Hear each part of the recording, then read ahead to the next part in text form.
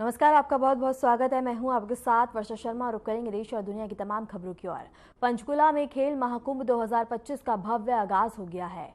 हरियाणा के मुख्यमंत्री नायब सिंह सैनी ने बता दें कि शिरकत कर इसकी शुरुआत करी और इसके साथ ही बता दें कि इस कार्यक्रम में सीएम सैनी ने उद्घाटन करते हुए कहा कि इस खेल महाकुंभ में 15,000 से ज्यादा खिलाड़ी हिस्सा लेंगे और 25 से अधिक खेलों का आयोजन किया गया। इसके साथ ही बता दें कि आयोजन किया जाएगा। मुख्यमंत्री ने कहा कि हरियाणा सरकार खिलाड़ियों के विकास के लिए पूरी तरह से समर्पित है और गांव-गांव में स्टेडियम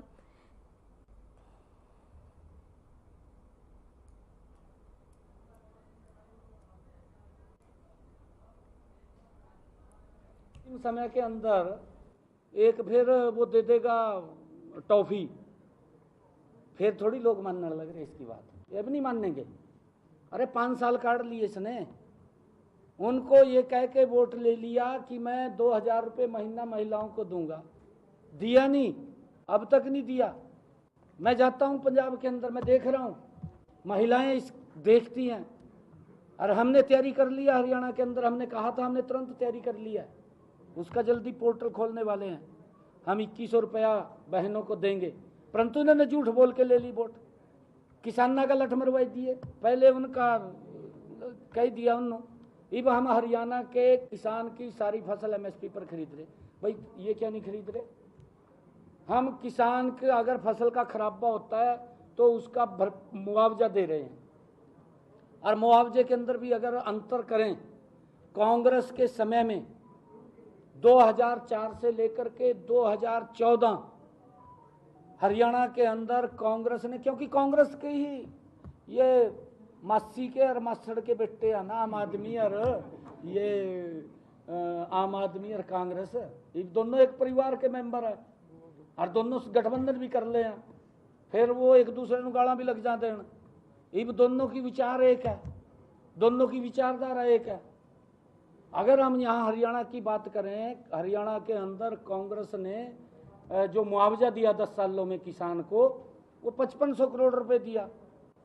और नरेंद्र मोदी की सरकार, ये डबल इंजन की सरकार हरियाणा में बनी तो 10 वर्षों के अंदर 15,284 करोड़ रुपया, कल भी मैंने 58 करोड़ रुपया जारी किया है।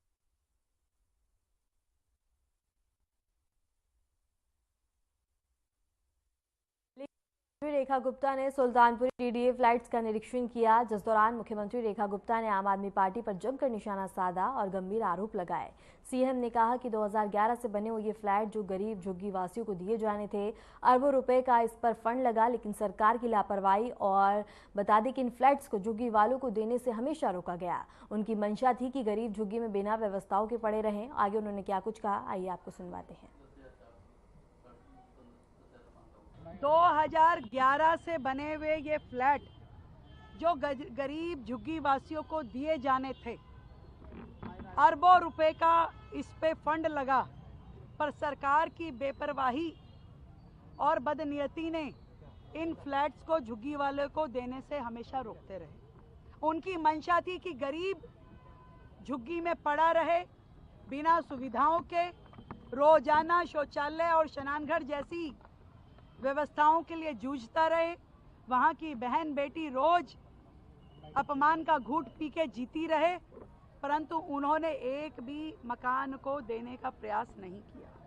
आज ये 50,000 फ्लैट जो जर्जर अवस्था में हो गए हैं, जिनको फिर से करोड़ों रुपए खर्च करने की आवश्यकताएं खड़ी हो गई हैं, परंतु जनता की चुनी हुई भारतीय जनता पार्टी की सरकार जो दिल्ली में आज है, मन से ये चाहती है कि हर झुग्गीवासी को रहने के लिए छत मिले, घर मिले, बहन बेटियों को सुरक्षित माहौल मिले, सारी व्यवस्थाएं मिले, चाहे वो स्नान घर हो, चाहे शौचालय हो और चाहे सुरक्षा हो, चाहे बच्चों के खेलने के लिए पार्क हो और चाहे लाइट, पानी, सीवर की व्यवस्था हो।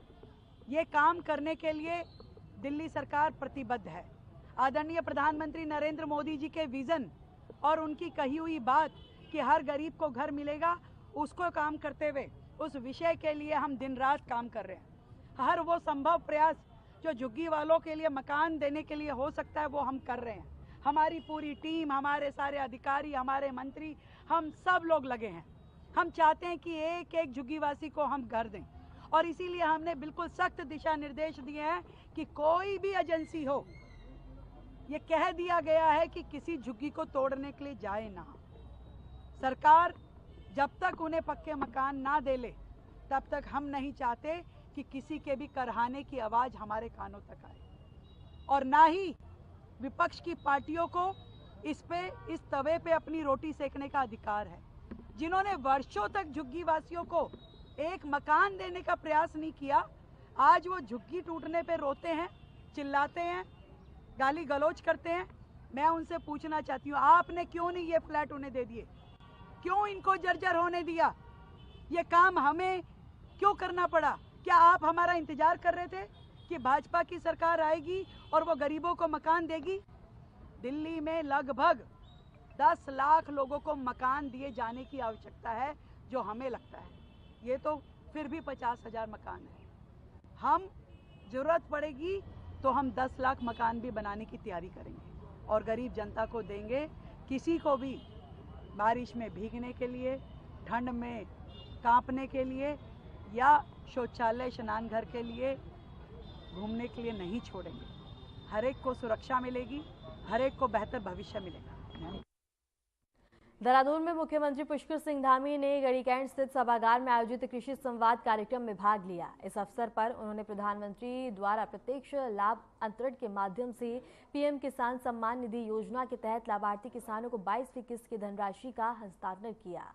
साथ ही मुख्यमंत्री पुष्कर सिंह धामी ने प्रधानमंत्री नरेंद्र मोदी के हम स्वदेशी का संकल्प लेके आहन का समर्थन करते हुए कहा कि हमें निश्चित रूप से इस संकल्प को अपनाना होगा। उन्होंने कहा कि प्रधानमंत्री ने पहले ही आत्मनिर्भर भारत और वोकल फॉर लोकल का मंत्र दिया था। वे एक दूरदर्शी नेता हैं जिन्होंने पहले से ही देश की चुनौतियों को समझा और यह नया भारत हर चुनावी चुनौती को अवसर में बदलने की क्षमता रखता है।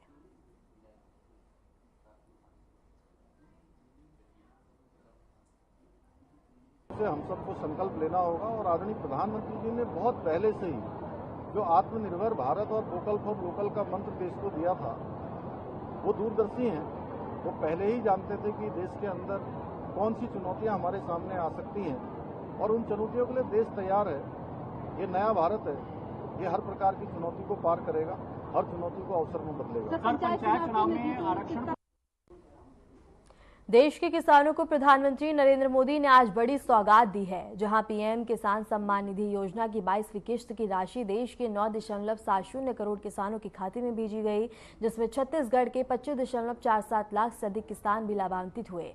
इस खास मौके पर मुख्यमंत्री विष्णुदेव साय ने प्रधानमंत्री को धन्यवाद और सभी अन्नदाताओं को शुभकामनाएं दी। आज हमारे कृषि प्रधान देश भारत और हमर धान के कटोरा छत्तीसगढ़ के किसान मन बर बहुत ही ऐतिहासिक दिन है कि हमारे देश के प्रधानमंत्री काशी बनारस के धरती से हमारे देश के 9.70 करोड़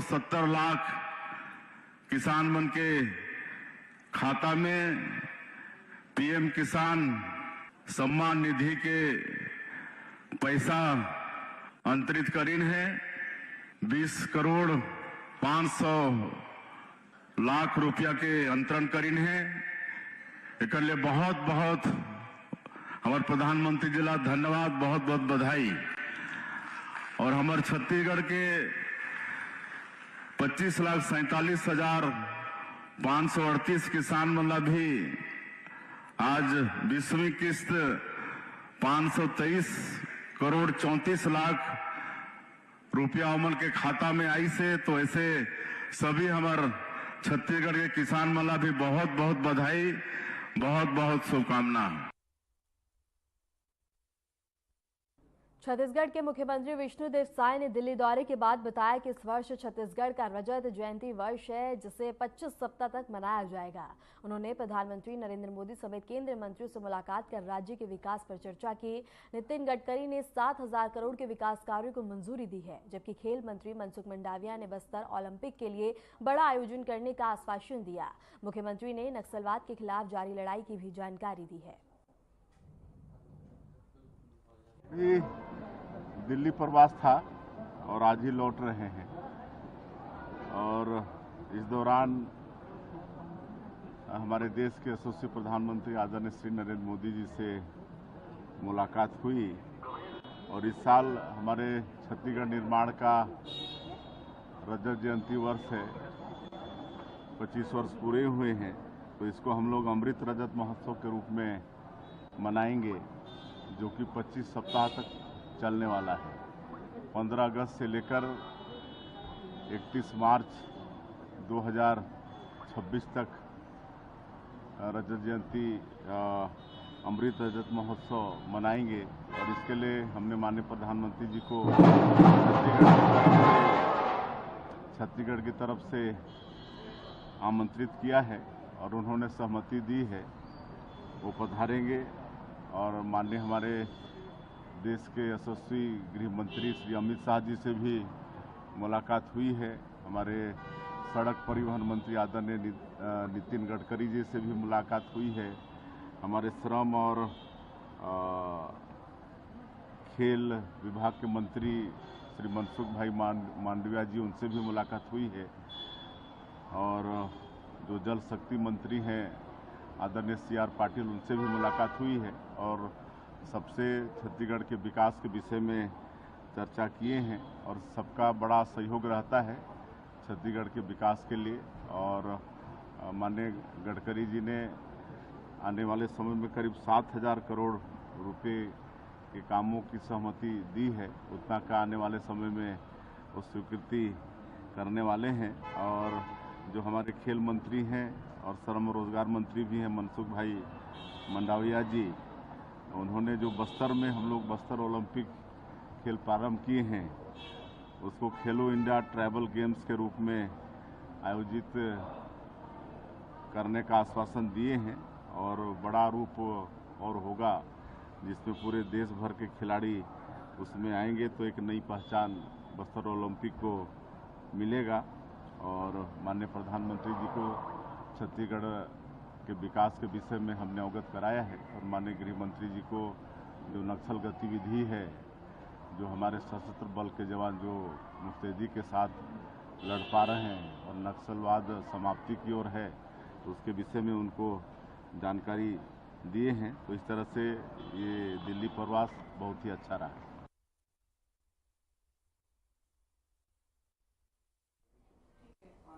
पटना से बड़ी राजनीतिक प्रतिक्रिया सामने आई है, जहां रक्षा मंत्री राजनाथ सिंह ने कांग्रेस नेता राहुल गांधी पर तीखा हमला बोला है। उन्होंने राहुल गांधी के उस बयान पर प्रतिक्रिया दी जिसमें उन्होंने वोटों की हेराफेरी को लेकर परमाणु बम जैसे सबूत होने की बात कही थी। राजनाथ सिंह ने कहा कि अगर उनके पास वाकई में सबूतों का परमाणु बम है तो उसका तुरंत प्रशिक्षण किया जाना चाहिए, लेकिन सच ये है कि उनके पास कोई प्रमाण ही नहीं है। उन्होंने राहुल गांधी की टिप्पणी को एक राजनीतिक ड्रामा करार दिया और कहा कि जनता अब ऐसे झूठे दावों में नहीं आने वाली। ये शोभा नहीं देते हैं। अभी कल भी FIR के मुद्दे पर विपक्ष द्वारा संसद को बाधित किया गया है और कल नेता प्रतिपक्ष ने फिर से एक अनर्गल बयान दिया है और उन्होंने कहा है कि चुनाव आयोग द्वारा वोट चोरी को लेकर उन्होंने सबूतों का एटम बम तैयार किया है, जो उनके पास है और किसी के पास नहीं है। ऐसा एटम बम उन्होंने तैयार किया है जो कि वह केवल उनके पास है और किसी के पास नहीं है। मैं राहुल जी से कहना चाहूंगा बहुत विनम्रता के साथ, अगर आपके पास सबूतों का एटम बम है तो उसका परीक्षण तुरंत कर डालिए। एटॉमिक टेस्ट तुरंत हो जाना चाहिए। सारे सबूत जनता के सामने रखिए, सारे सबूत जनता के सामने रखिए। मगर सच्चाई यह है कि उनके पास न कोई तथ्य है न सबूत है। सनसनीखेज बातें करना उनकी पुरानी आदत है। साथियों, आप लोगों को संभवतः यह याद भी होगा कि इसके पहले भी राहुल गांधी जी ने इस तरह का बयान दिया था और जिस दिन वो बोलेंगे भूचाल आ जाएगा। एक बार और बयान दिया था उन्होंने, जिस दिन मैं बोलूंगा उस दिन भूचाल आ जाएगा। जब वह बोले तो खोदा पहाड़ निकली चूहिया। मैं तो राहुल जी से यही कहूंगा कि जल्दी से जल्दी एटम बम फोड़ दीजिए, विलंब मत कीजिए। बस अपने आप को संतुलित और सुरक्षित रखिए, क्योंकि हम सभी लोगों की चिंता करने वाले हैं, क्योंकि भारत ऐसा देश है जो कि भारत में रहने वाले लोगों की चिंता नहीं करता, बल्कि विश्व की धरा पर रहने वाले सभी लोगों की चिंता करते हुए सारे विश्व को वसुधैव कुटुंबकम, the whole world is a family, यह मैसेज देने वाला इस दुनिया की धरती पर कोई एक देश है तो हमारा और आपका देश ये केवल भारत है। साथियों, संवैधानिक संस्थाओं को उनका काम करने दीजिए, यह हमारी राहुल जी से अपील है। यह कांग्रेस की सेहत के लिए भी अच्छा होगा और मैं ये मानता हूं कि यह लोग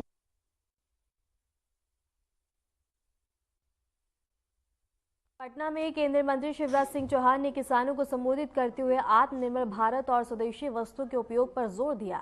मंत्री ने कहा कि अगर 144 करोड़ भारतीय अपने देश में बने उत्पादों का इस्तेमाल करें तो हमारी अर्थव्यवस्था को नई उड़ान मिल सकती है। उन्होंने किसानों के कल्याण के लिए प्रधानमंत्री किसान सम्मान निधि की 21,000 करोड़ रुपए की राशि जारी करने की जानकारी भी दी है। इसी को लेकर आगे उन्होंने क्या कुछ कहा, आइए आपको सुनवाते हैं।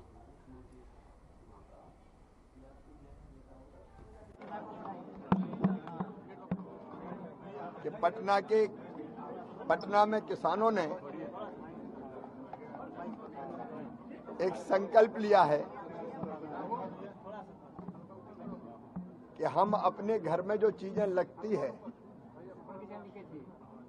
उन लगने वाली चीजों में वो चीज जो हमारे यहाँ बनती है, हमारे आसपास बनती है, हमारे लोग बनाते हैं या जो हमारे देश में बनती है, उसी को खरीदेंगे।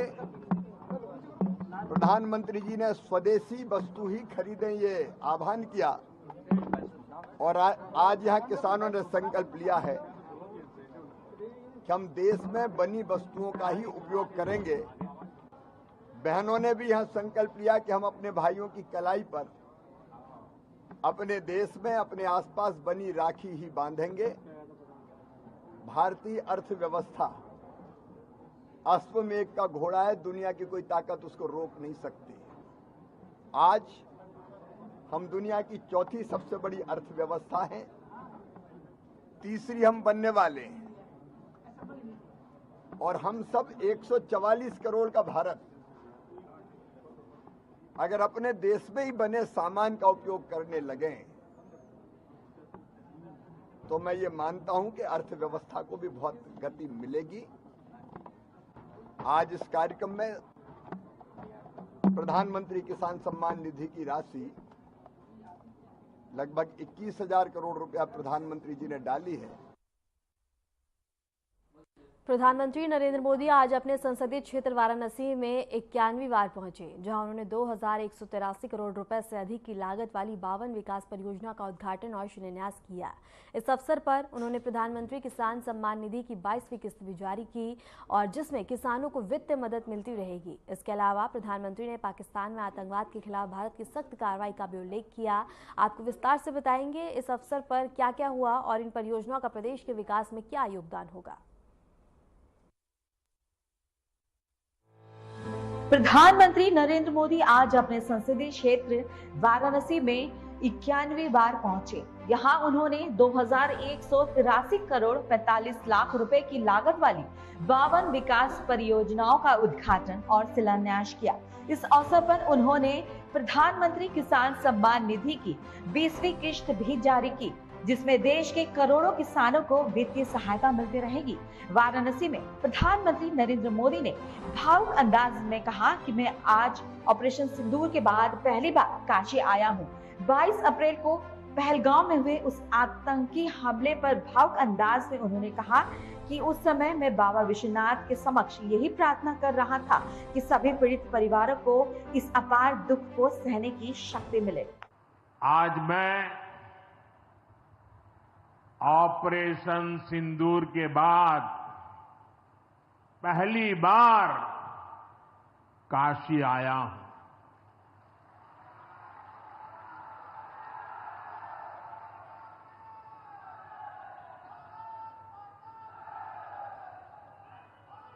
जब 22 अप्रैल को पहलगाम में आतंकी हमला हुआ था, 26 निर्दोष लोगों की इतनी बेरहमी से हत्या कर दी गई। उनके परिवार की पीड़ा, उन बच्चों का दुख, उन बेटियों की वेदना, मेरा हृदय बहुत तकलीफ से भर गया था। तब मैं बाबा विश्वनाथ से यही मना रहा था कि सभी पीड़ित परिवारों को ये दुख सहने की हिम्मत दे। काशी के मेरे मालिकों, मैंने अपनी बेटियों के सिंदूर का बदला लेने का जो वचन दिया था,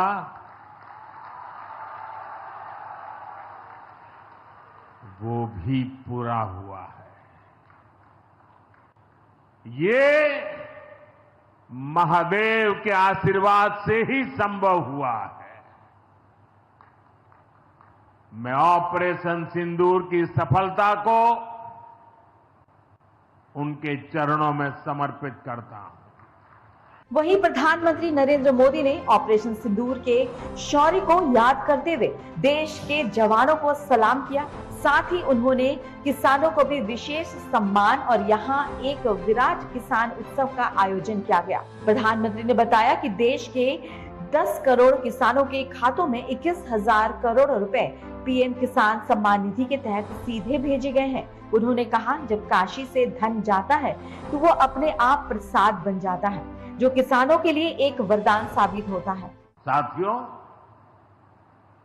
ऑपरेशन सिंदूर जवानों के पराक्रम का वो पल, और आज किसानों को प्रणाम करने का अवसर। आज यहां एक विराट किसान उत्सव का आयोजन हो रहा है। देश के 10 करोड़ किसान भाइयों बहनों के खातों में 21,000 करोड़ रुपए पीएम किसान सम्मान निधि के रूप में भेजे गए हैं। और जब काशी से धन जाता है ना, वो तो अपने आप प्रसाद बन जाता है। प्रधानमंत्री नरेंद्र मोदी ने कहा, कुछ दिन पहले मैं तमिलनाडु गया था। वहां मैं 1000 साल पुराने उस भव्य मंदिर में गया जिसे महान सम्राट राजेंद्र चोल ने बनवाया था। उन्होंने उत्तर भारत से गंगा जल लाकर उत्तर और दक्षिण को जोड़ा था। आज काशी तमिल संगमम जैसे प्रयास उसी सांस्कृतिक एकता को आगे बढ़ाने का एक विनम्र प्रयास है। साथियों, कुछ दिनों पहले मैं तमिलनाडु में था। मैं वहां 1000 साल पुराने एक ऐतिहासिक मंदिर गया था, गंगईकोंडा चोलापुरम मंदिर। ये मंदिर देश की शैव परंपरा का एक प्राचीन केंद्र है। ये मंदिर हमारे देश के महान और प्रसिद्ध महान राजा राजेंद्र चोल ने बनवाया था। राजेंद्र चोल ने उत्तर भारत से गंगा जल मंगवाकर उत्तर को दक्षिण से जोड़ा था। मां गंगा के आशीर्वाद से बहुत ही पवित्र माहौल में वहां पूजा संपन्न हुई, गंगा जल से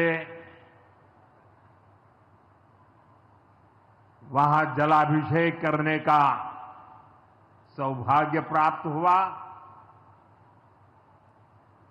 साथियों, जीवन में ऐसे अवसर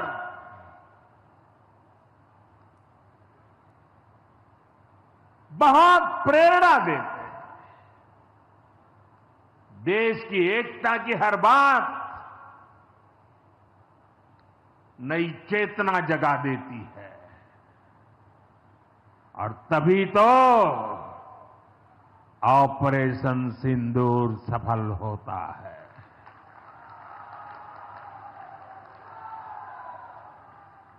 एक 140 करोड़ देशवासियों की एकता ऑपरेशन सिंदूर की ताकत बन जाती है। प्रधानमंत्री नरेंद्र मोदी ने वाराणसी की धरती से देशवासियों को एक गूंजता हुआ संदेश दिया। उन्होंने कहा, हमारे किसान, हमारे लघु उद्योग और हमारे रोजगार ये केवल अर्थव्यवस्था की रीढ़ नहीं बल्कि राष्ट्र की आत्मा है। स्वदेश का संकल्प लेने का जोर दिया। हमारे किसान, हमारे लघु उद्योग, हमारे नौजवानों के रोजगार, इनका हित हमारे लिए सर्वोपरि है। सरकार इस दिशा में हर प्रयास कर रही है, लेकिन देश के नागरिक के रूप में भी हमारे कुछ दायित्व है। और ये बात सिर्फ मोदी नहीं, हिंदुस्तान के हर व्यक्ति ने दिन में हर पल बोलते रहना चाहिए, दूसरे को कहते रहना चाहिए। जो देश का भला चाहते हैं, जो देश को तीसरे नंबर की इकोनॉमी बनाना चाहते हैं, ऐसा कोई भी राजनीतिक दल हो, कोई भी राजनेता हो, उसने अपने संकोच को छोड़ करके देश हित में हर पल, हर बार, हर जगह देशवासियों के अंदर एक भाव जगाना होगा और वो है हम स्वदेशी का संकल्प लें।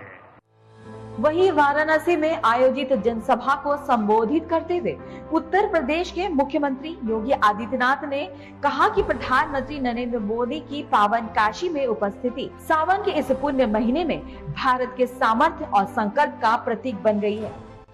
और उपस्थित अन्नदाता किसान बहन और भाइयों, आदरणीय प्रधानमंत्री जी की आज काशी में। फिलहाल के लिए खबरों में इतना ही और ऐसे देश और दुनिया की तमाम खबरों को जानने के लिए बने रहे हमारे साथ।